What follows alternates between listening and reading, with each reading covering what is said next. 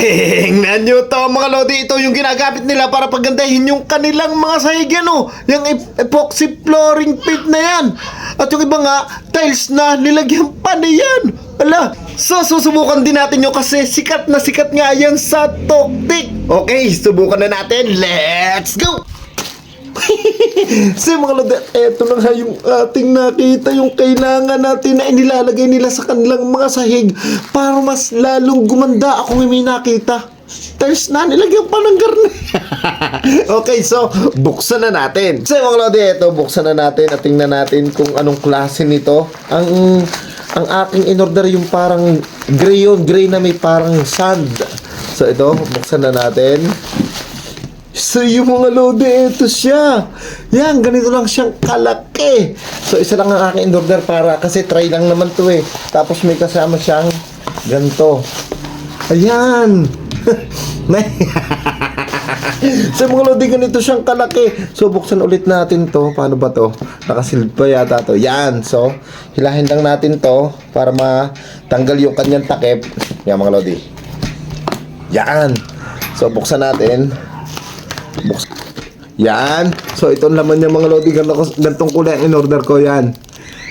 Ganan. Kulay gray na parang yan. May mga buha-buhangin. Yan. Tapos may kasama siyang ito. Yun ang ihahalo natin dito.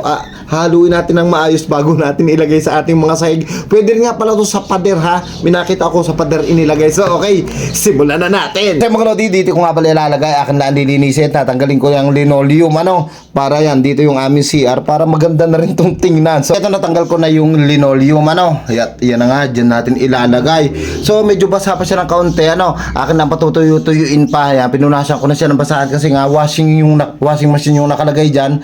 Nabasa yung ilalim ng linoleum, tapos ang baho. Alam niyo pag linoleum, pag nabasa yung ilalim ang jaho.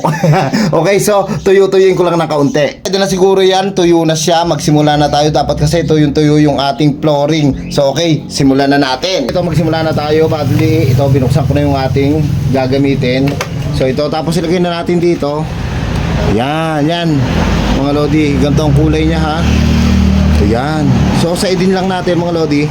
Saidin natin ng ayos. Kita ko sa inyo ng ayos. Yan. Matapos natin ilagay lahat dito. So wag natin kakalimutan ilagay ito ha.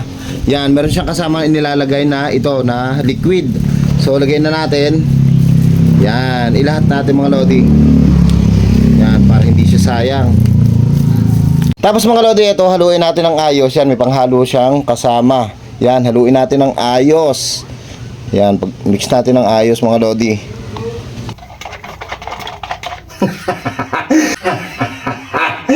So mga lodi, okay na siguro to. Yan, halong-halo na siya. Tapos napakaganda dito mga lodi. Ang napakaganda talaga dito.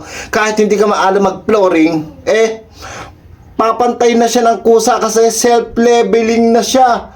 Ayan, ang galing. So okay, ilagay na natin. Magsimula na tayo. Akin na sinad itong nandito sa yan, diyan sa ating panghalo. Tapos, okay, ilagay na natin.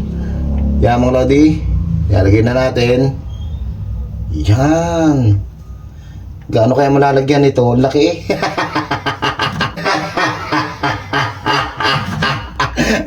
So ito na mga lodi. Yan na natin. Maganda pa dito, meron siyang pring ganito ha. Yan, may pre. Yan.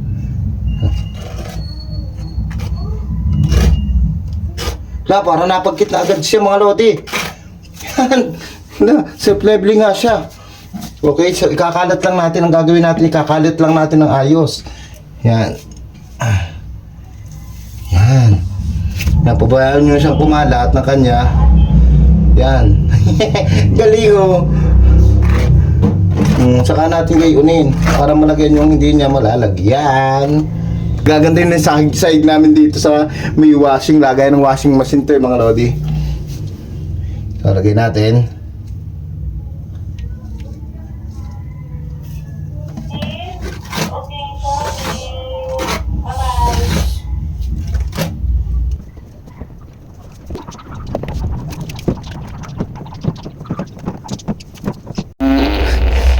Napautot pa ako.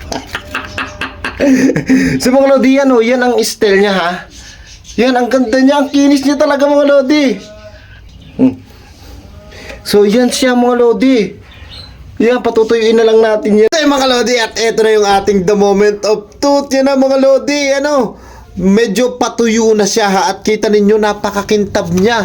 Ano, talagang kinulang lang talaga ako. So order pa ako kasi nga, tinry ko lang talaga kung maganda siya. Pero maganda siya mga lodi, tingnan ninyo, oh, napakakintab niya, oh, napakakinis. Oh, ano? Ha, kita nyo yung kuha ng kamay ko, oh. Kitang kita. Makinis talaga siya mga lodi. Yan, lalapit ko para kitang ganyan ang style niya. Yan mga lodi. Ano, so order pa ako at kasi kinulang. Gusto ko siya mga lodi, mas maganda siya sa tiles. Ano? Yan. Wow.